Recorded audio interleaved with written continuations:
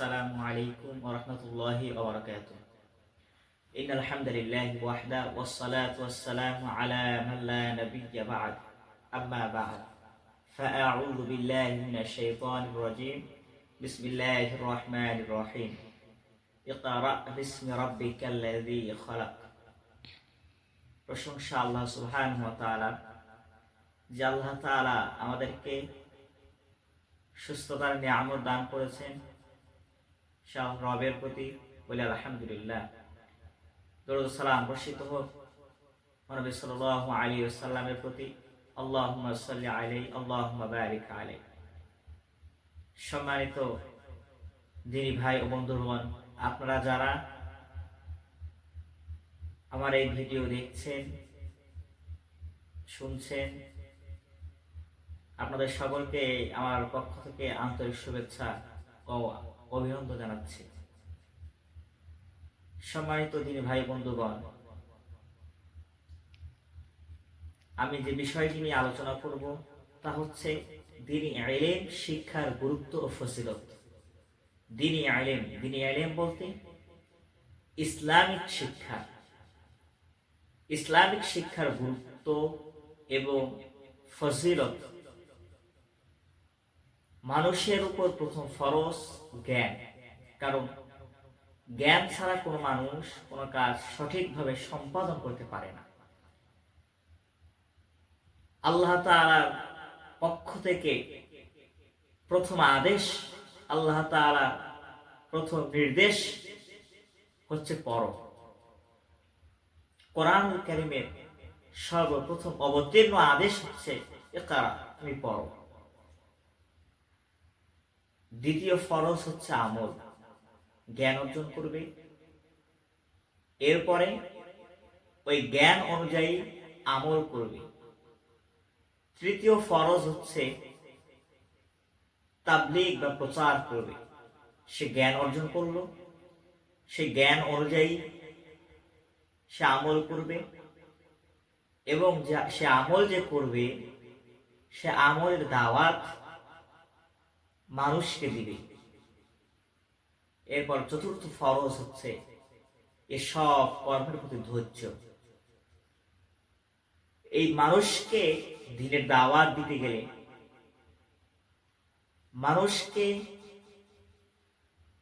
আল্লাহর পথে আহ্বান করতে গেলে, ইসলামের পথে আহ্বান করতে গেলে অনেক সময়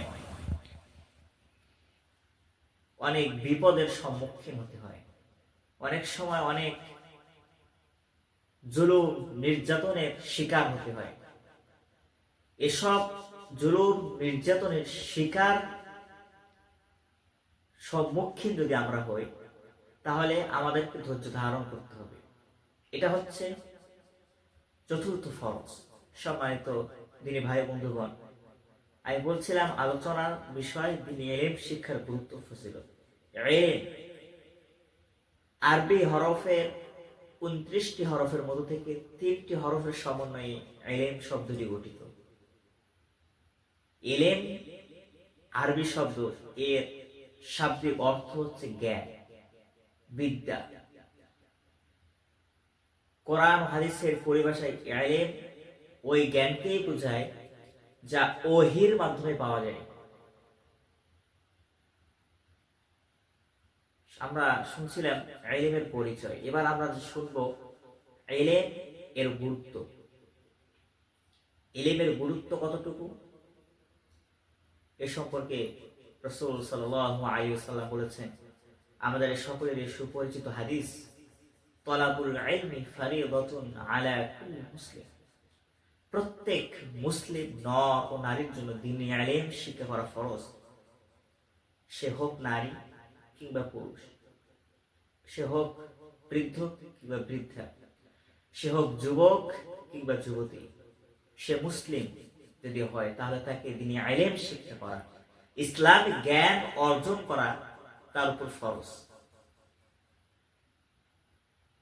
সম্মানিত দিনী ভাই বন্ধুগণ, দুঃখের বিষয় আমরা বর্তমান যুগের মানুষেরা বর্তমান সময়ে অনেক ডিগ্রি ধারণ করছে, ডিগ্রি অর্জন করছে, দুনিয়াবি অনেক শিক্ষায় শিক্ষিত হচ্ছি, বড় আফসোসের বিষয় হলো সত্য যে আমরা দ্বীনি বিষয়ে ন্যূনতম জ্ঞান রাখি না। অথচ রাসূল সাল্লাল্লাহু আলাইহি ওয়াসাল্লাম বলেন, তলাবুল ইলমি ফারিদাতুন আলা কুল্লি মুসলিম, প্রত্যেক মুসলিম নর ও নারীর জন্য দ্বীনি ইলম শিক্ষা করা ফরজ।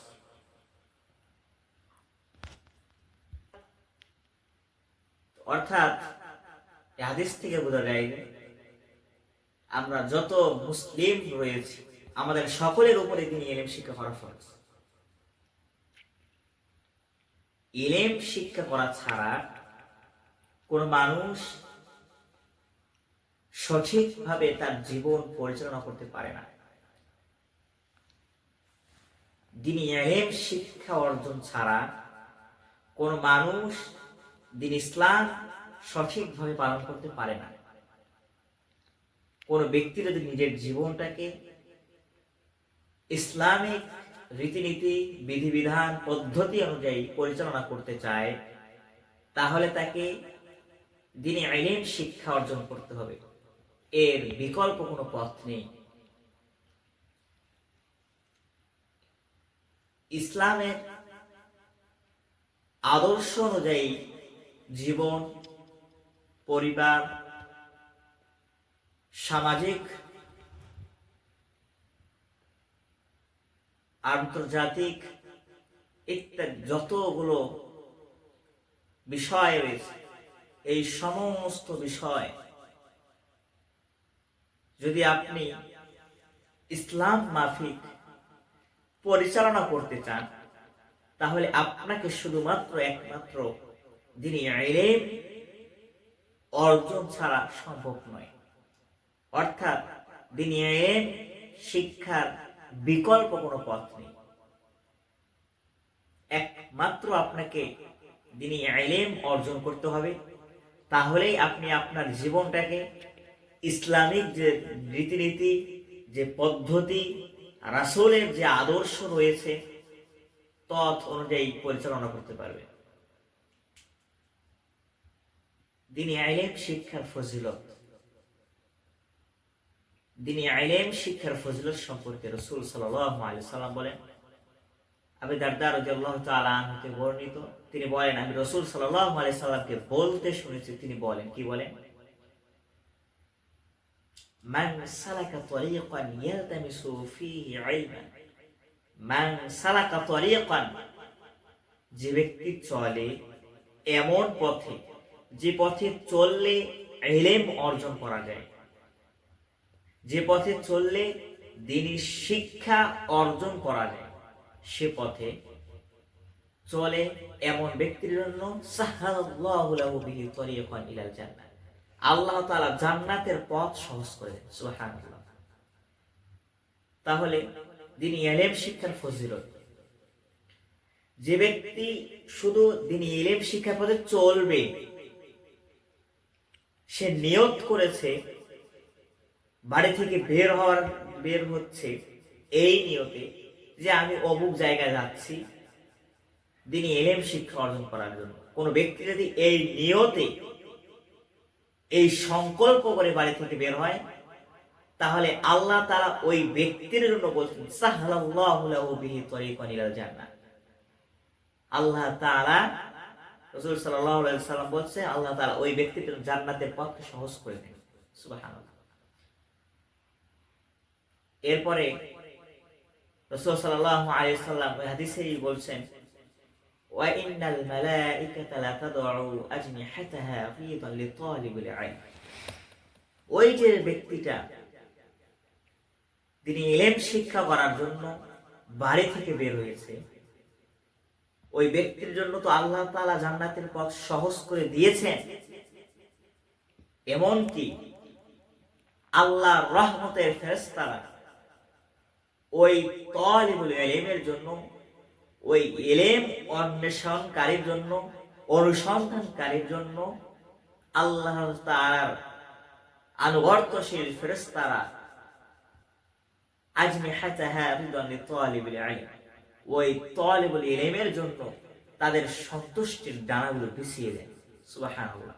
যেমনি ভাবে উদাহরণস্বরূপ আমি বলি যে একটি গ্রামে, একটি এলাকায়, একটি গঞ্জে যদি কোনো এমপি মন্ত্রী আসে, তাহলে ওই এমপি মন্ত্রীকে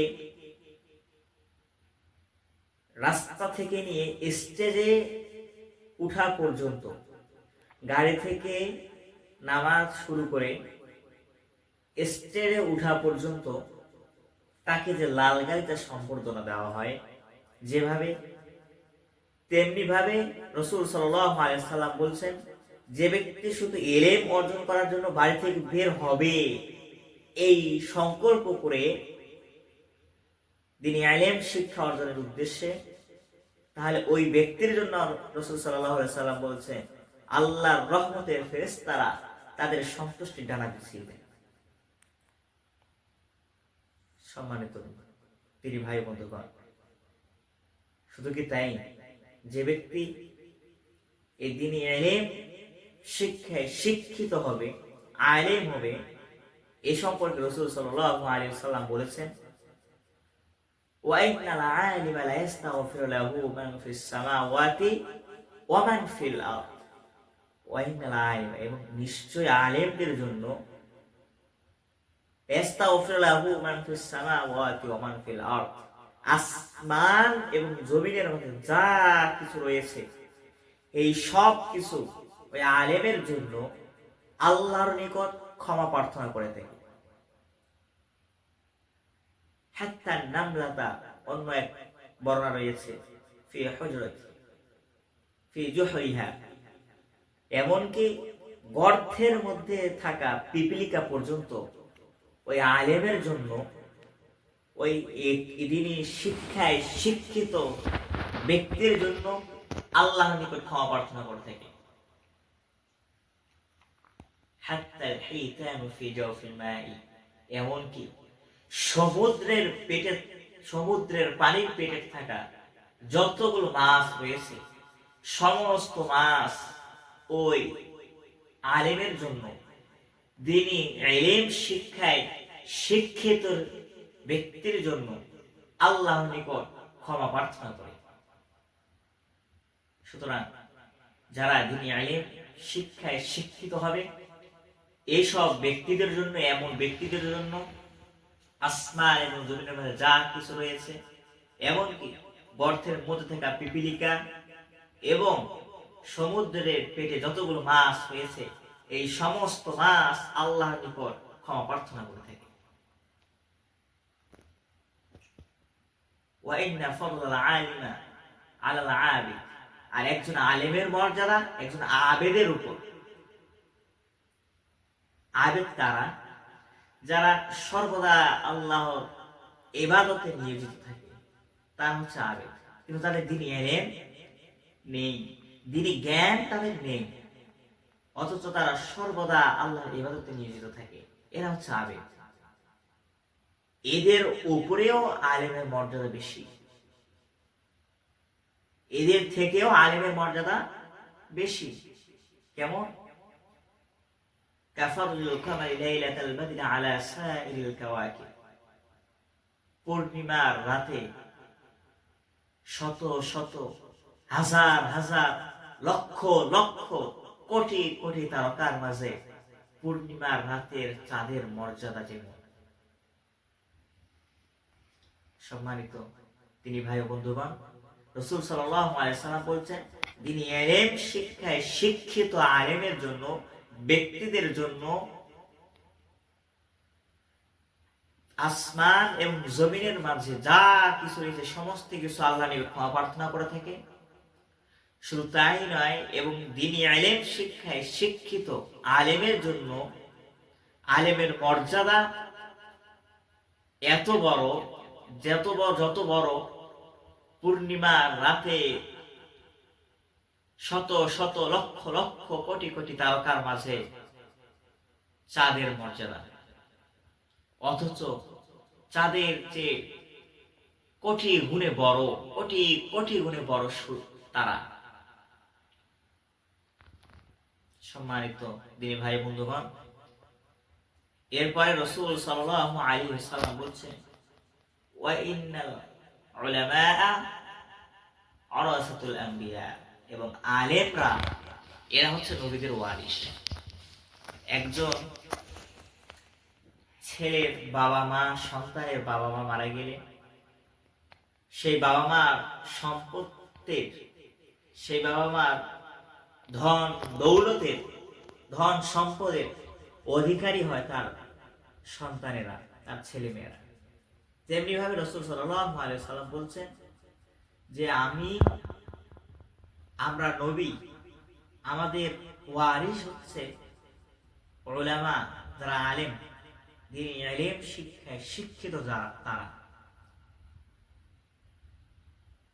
ওয়া ইন্নাল আম্বিয়া, এবং নিশ্চয় নবীগণ, লাম ইওয়াররাসু, তারা রেখে যায় নাই ওয়ারিস। কিসের ওয়ারিস? দিরহামা ওয়ালা দিনারান ওয়া দিরহামা, দিনার এবং দিরহামের ওয়ারিস তারা পৃথিবীতে রেখে যান না। তারা রেখে দিয়েছেন ইলমের ওয়ারিস। তারা যে কাজ পৃথিবীতে করেছিল, মানুষকে অন্ধকার থেকে আলোর পথে আহ্বান করেছিল, এই যে দায়িত্ব, এই যে কাজ, এই কাজ যে ওয়ারিস, এই কাজের পাওয়ার যে দায়িত্ব রাখে তারা হচ্ছে আলেমরা। ওয়ার রাসূল ইলম, বরং তারা দেখে গেছে ইলমের ওয়ারিস। ফামান আখাযাহু আখাযা বিহাযবিন ওয়াফি, অথবা যে ব্যক্তি এই সব কিছু গ্রহণ করলো, সে যেন এই সকল কিছুর মর্যাদা এবং ফজিলতের অধিকারী হলো। সুবহানাল্লাহ। সম্মানিত দ্বীনি ভাই বন্ধুগণ, সর্বশেষ রাসূল সাল্লাল্লাহু আলাইহি ওয়াসাল্লাম বলছেন, যে ব্যক্তি দ্বীনি ইলম অর্জন করলো, দ্বীনি ইলম শিক্ষার উদ্দেশ্যে বের হলো, দ্বীনি ইলম অর্জন করলো, সে ব্যক্তি যেন এই যে রাসূল সাল্লাল্লাহু আলাইহি ওয়াসাল্লাম যে সকল মর্যাদা এবং ফজিলতের কথাগুলো এই হাদিসের মধ্যে উল্লেখ করেছেন, এই সমস্ত মর্যাদা এবং সম্মানের অধিকারী হলো। অর্থাৎ যে ব্যক্তি ইলম অর্জন করার উদ্দেশ্যে বাড়ি থেকে বের হবে, ওই ব্যক্তির জন্য আল্লাহ তাআলা জান্নাতের পথকে সহজ করে দিবেন, এবং আল্লাহর রহমতের ফেরেশতারা ওই ব্যক্তির জন্য ডানা বিছিয়ে দিবেন, এবং যারা ওই দ্বীনি ইলম শিক্ষায় শিক্ষিত হবে, ওই সমস্ত ব্যক্তিদের জন্য আসমান এবং জমিনের মধ্যে যা কিছু রয়েছে, পানির নদী, পানির পেটে থাকা যতগুলো মাছ রয়েছে, এমনকি গর্তের মধ্যে থাকা পিপিলিকা পর্যন্ত আল্লাহর নিকট ক্ষমা প্রার্থনা করবে। এবং ওই আলেমের মর্যাদা তত বড়, যত বড় পূর্ণিমার রাতে লক্ষ লক্ষ শত শত কোটি কোটি তারকার মাঝে চাঁদের মর্যাদা। এমনকি তারা আলেম, যারা আলেম, যারা দ্বীনি ইলম শিক্ষায় শিক্ষিত হয়, এরা হচ্ছে নবীদের ওয়ারিস। সুতরাং যারা এই সব কিছু কাজ করবে, অর্থাৎ দ্বীনি ইলম অর্জন করবে এবং দ্বীনি ইলম অর্জন করে সেই শিক্ষায় শিক্ষিত হবে, সে ব্যক্তিরা এই সকল মর্যাদা এবং ফজিলের অধিকারী হবে। এরা হচ্ছে দ্বীনি ইলম শিক্ষার ফজিলতের হাদিস। এবার আমরা জানবো যে পৃথিবীতে যা কিছু হয়েছে সব কিছু অভিশপ্ত, তবে যারা দ্বীনি ইলম শিক্ষা অর্জন করে এবং শিক্ষা দেয় তারা অভিশপ্ত নয়। এই সম্পর্কে রাসূল সাল্লাল্লাহু আলাইহি ওয়াসাল্লাম বলেন যে আদ দুনিয়া মালউনাতুন, এই দুনিয়াটা হচ্ছে অভিশপ্ত, এই দুনিয়াটাই হচ্ছে অভিশপ্ত। মালউনুন মা ফিহা, এবং এই দুনিয়ার মাঝে যা কিছু রয়েছে সব কিছু অভিশপ্ত। এই যে বাড়ি গাড়ি দালান করে আপনি যা কিছু দেখছেন, এগুলো সব কিছু হচ্ছে অভিশপ্ত। আইফোন, R15, BMW কার, এগুলো সব কিছু হচ্ছে অভিশপ্ত। অথচ এগুলোকে আমরা, এই দুনিয়াটাকে আমরা আমাদের সব কিছু ঊর্ধ্বে নিয়েছি। এই দুনিয়াটাকে আমরা এমন ভাবে প্রাধান্য দিচ্ছি যে আমরা আখিরাতের কথা, পরকালের কথা ভুলেই গিয়েছি। রাসূল সাল্লাল্লাহু আলাইহি সাল্লাম বলছেন, আর দুনিয়া মালউনাত, দুনিয়াটা হচ্ছে অভিশপ্ত, মালউনুম মা ফিহা, এবং এই দুনিয়ার মাঝে যা কিছু রয়েছে, দালান কোঠা, পাহাড় পর্বত, বাড়ি গাড়ি, সন্তানাদি, স্ত্রী পুত্র, সবকিছু হচ্ছে অভিশপ্ত। তবে অভিশপ্ত নয় তারা যারা যিকরুল্লাহ, তবে অভিশপ্ত নয় আল্লাহর জিকির এবং যারা জিকির করে তারা। সুতরাং আল্লাহর জিকির অভিশপ্ত নয় এবং যারা আল্লাহর জিকির করে তারা অভিশপ্ত নয়।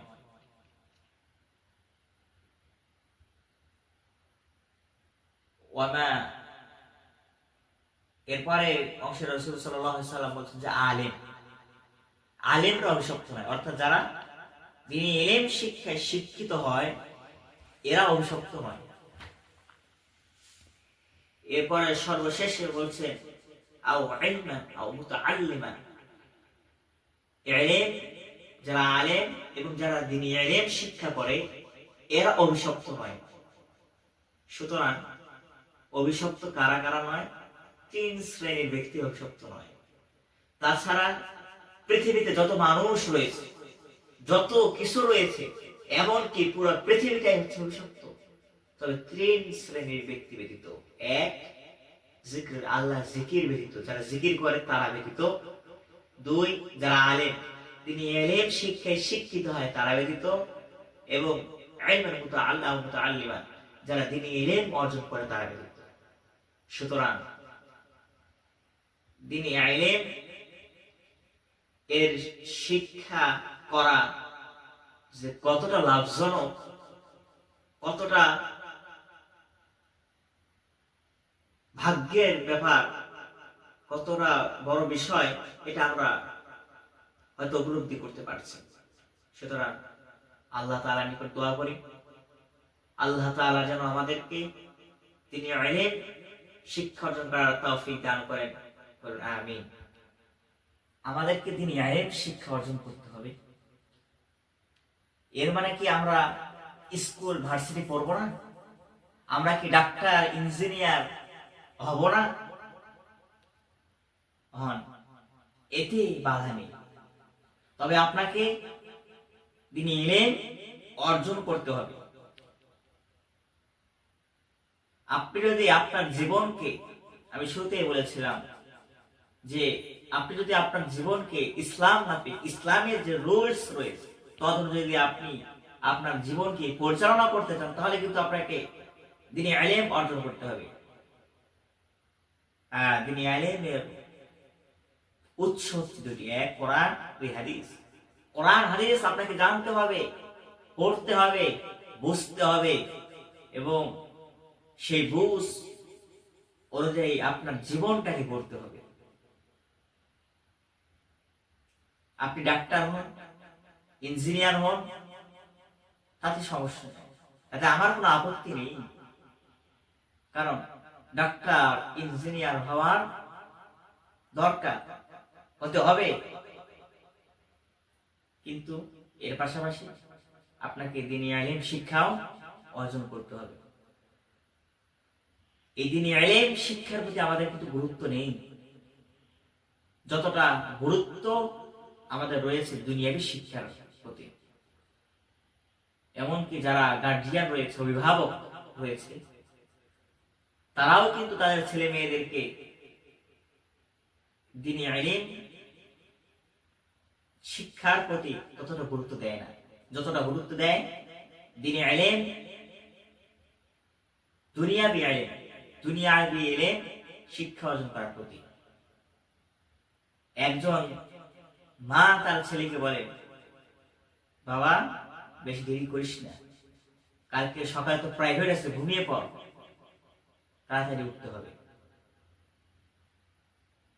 অথচ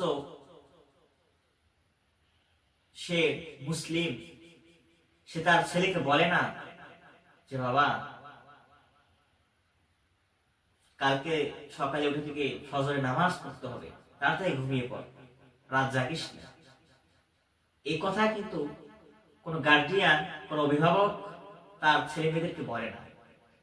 বলে কি যে তোমার কাল সকালে প্রাইভেট আছে, স্কুল আছে, তুমি এখন জেগে আসো, ঘুমাও, এইসব কথা বলে। এর কারণ একটাই, আমরা দুনিয়াকে প্রাধান্য দিচ্ছি। অথচ রাসূল সাল্লাল্লাহু আলাইহি ওয়াসাল্লাম কি বলছেন, এই দুনিয়াটা হচ্ছে অভিশপ্ত। দুনিয়াটাই কি অভিশপ্ত, দুনিয়াটা তোমার জন্য কল্যাণকর নয়। সুতরাং দুনিয়াতে মানুষ যা কিছু করবে সব কিছু, এসব যদি তার আখিরাতমুখী না হয় তাহলে সবকিছু বৃথা। দুনিয়াতে যা কিছু রয়েছে এই সব কিছুও কি অভিশপ্ত। সুতরাং আমাদেরকে আখিরাতের প্রতি প্রাধান্য দিতে হবে। কারণ আপনি যদি নামাজ পড়তে যান, কোন ইবাদত করতে যান, তাহলে কিন্তু আপনাকে ইলম অর্জন করতে হবে। ইলম অর্জন ছাড়া কিন্তু আপনি সেই ইবাদত পরিপূর্ণভাবে করতে পারবেন না, এমনকি আপনি করতেই পারবেন না। হয়তো মানুষের দেখে দু চারটা করলেন, নামাজ পড়তে গেছেন, নামাজ পড়তে আপনি জানেন না কিভাবে নামাজ পড়ে। এই মানুষের দেখলেন ওইভাবে নামাজ পড়ছে, এইভাবে হাত উঠে তাকবীরে তাহরিমা বাজছে, এইভাবে রুকুতে যাচ্ছে, সিজদায় যাচ্ছে, এটা আপনি দেখে হয়তো করতে পারলেন, কিছুটা করতে পারলেন, কিন্তু পরিপূর্ণভাবে আপনি ইবাদত করতে পারবেন না দ্বীনি ইলম অর্জন করা ছাড়া। সুতরাং দ্বীনি ইলম অর্জন করতে হবে আমাদেরকে। যদি আমরা অর্জন করতে না পারি, শুধু ইহকালেই নয় পরকালেও আমাদেরকে ধরা খেতে হবে। সুতরাং আমাদেরকে দ্বীনি ইলম শিক্ষার প্রতি গুরুত্ব দিতে হবে। আপনি একটা কোরআন এর অনুবাদ নিয়ে বাসায় রাখেন, সে কোরআনের ৬,৬৬৬ আয়াত রয়েছে। আপনি যদি প্রত্যেক দিন 50টি আয়াত করে, অথবা তার চেয়ে বেশি 100, 150, 200 আয়াত করে যদি আপনি ওই আয়াতের অর্থ করেন, তাহলে আপনি অল্প কিছুদিনের মধ্যে একটা কোরআন খতম দিতে পারবেন। এবং আপনি যদি একবার যদি একটি কোরআনের অর্থ শেষ করতে পারেন, তাহলে দেখবেন ইসলাম সম্পর্কে আপনার অনেক কিছু ধারণা চলে আসছে। সুতরাং আলোচনা দীর্ঘ করবো না, আমি ছাত্র মানুষ, আমার জ্ঞান খুবই কম। তারপরেও এই ক্ষুদ্র জ্ঞান থেকে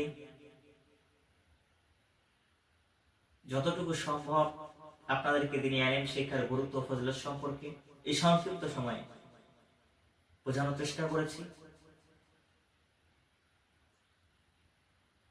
সুতরাং সর্বোপরি আল্লাহর কাছে দোয়া করি, আল্লাহ তাআলা আমাদেরকে সকলকে যেন দ্বীনি ইলম শিক্ষার প্রতি বিশেষ করে গুরুত্ব দেওয়ার তৌফিক দান করেন, আমিন। এবং আপনারা সবাই আমার জন্য দোয়া করবেন, আল্লাহ তাআলা আমাকে যেন একজন দাঈ হিসেবে কবুল করেন, আমিন। এবং আমি আপনাদের জন্য দোয়া করি, আল্লাহ তাআলা আপনাদের সকলকেই দ্বীনি ইলম শিক্ষা করার বুঝা এবং তদনুযায়ী আমল করার তৌফিক দান করেন, আল্লাহুম্মা আমিন। আসসালামু আলাইকুম ওয়া রাহমাতুল্লাহি ওয়া বারাকাতুহু।